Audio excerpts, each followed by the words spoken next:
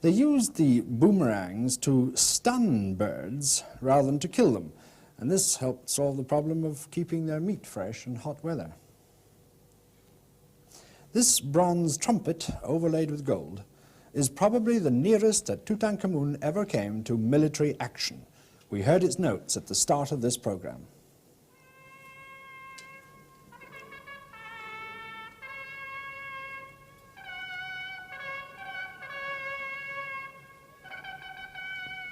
This one sound, we can be sure, is precisely the same sound as the ancient Egyptians themselves heard.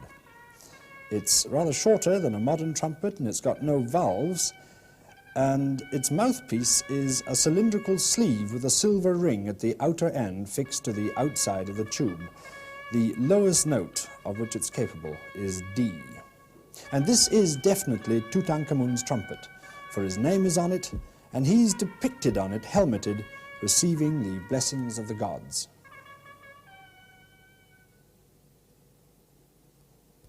One elaborate piece of jewelry, a pectoral with solar and lunar emblems, seems to summarize the immense complexity of the symbolism of kingship and deity which Pharaoh represented. The central motif is a winged scarab beetle, which is also a falcon. These are both symbols of the sun god. With its front legs, the scarab falcon of the sun supports a golden boat, which carries the silver disk and crescent of the moon. With its back talons, the falcon scarab of the sun grips the hieroglyphic sign for eternity. Every single piece in this complex work has a meaning, a hint, a clue. The whole adds up to a kind of anthology of myth and religion in ancient Egypt, a cosmic cryptogram in which the boy king had to carry a fearful burden of divinity. But above all, he was a human being, a person with whom today we can identify with compassion and affection. 3 fine gilded statues show the king in the full prime of his youth, erect, lithe, and dignified all at once. This statuette shows the king wearing the red crown of Lower Egypt. In his left hand, he holds a long, crooked staff, the Good Shepherd of Egypt. And in his right hand, he carries a flail, another emblem of royalty. He stands there, regal and upright, every inch a king. In this second gilded statuette, the king wears a white crown of Upper Egypt. But what's surprising here is that the king is shown with female breasts.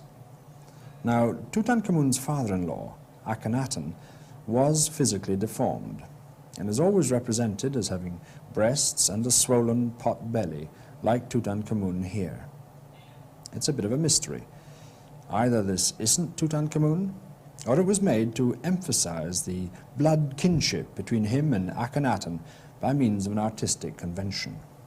Another unusual aspect of this sculpture is that the statue of the king is standing on the back of a leopard painted with a black resin varnish. There's nothing in Egyptian mythology which gives any clue to its significance, but the lope of the leopard is beautifully reproduced, and the molding of the leopard's face is superb.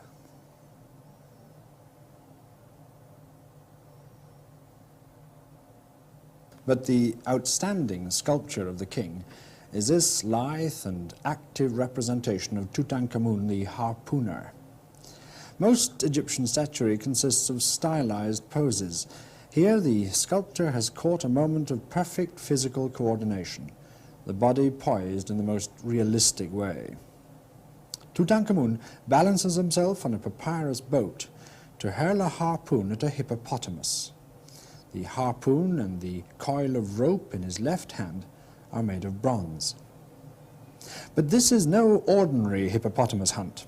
Tutankhamun is performing a religious rite in which the hippopotamus is the embodiment of Seth, the god of evil. In this brilliant reflecting room, we get a marvellous glimpse of the young king in action with all the vigour and grace of an athlete. But in the flower of his youth, the boy king died. We have no idea why or how.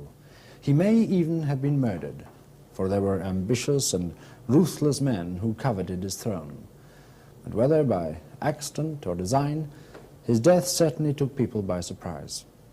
Well, whatever happened, at the age of 18 or so, after a reign of only 9 years, the next sculpture of the king is an effigy of death. Pharaoh lying on his funerary bed after mummification, wrapped in a shroud and bandaged with inscriptions. At each side of the carved wooden figure, a human-headed bird and a falcon, spreading their protective wings across his chest. These were two of the forms which the disembodied king might adopt when visiting his own mummified remains. The process of mummification took 70 days.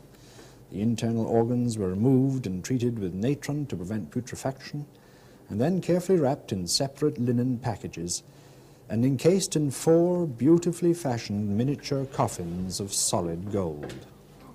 This one, we think, held Tutankhamun's lungs, and it's an exact replica in miniature of the second of the mummiform coffins in which the king himself was buried.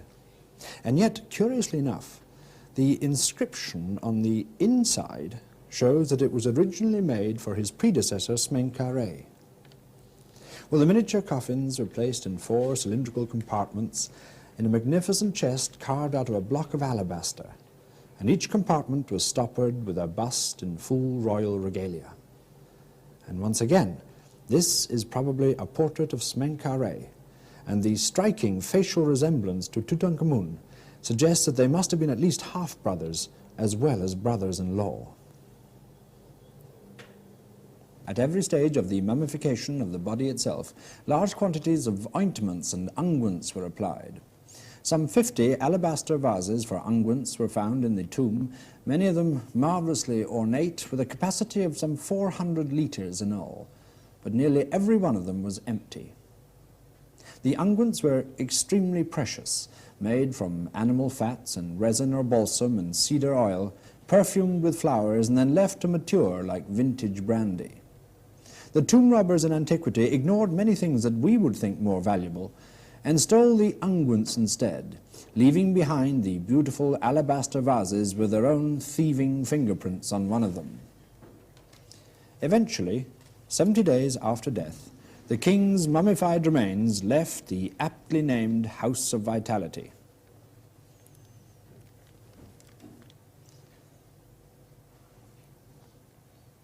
A painted wooden model of a barge found in the tomb symbolizes the journey across the Nile that his predecessors had to make 1,000 years earlier. It was the start of the last journey to the Valley of the Kings and everlasting life.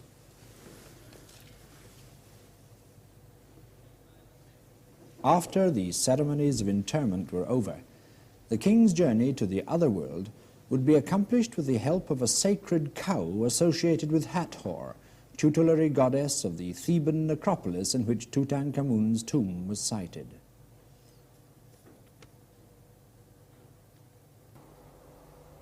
The divine cow is also represented in one of the most spectacular of the exhibits here, a magnificent gilded bed. Now, Dr. Edwards, you managed to bring these exhibits over from Cairo for this exhibition. What is the significance of this particular bed? Well, it is not, as you can see, just an ordinary bed for sleeping in. It is a magical bed. And its significance is really shown by the inscription on the top of the mattress. There it tells you that the king is under the protection of a goddess, Isis Mecht. Now, the goddess Mecht, who was associated with Isis in this case, was a lioness goddess. Now, that doesn't really quite make sense when you've got 2 cows, one each side of the bed.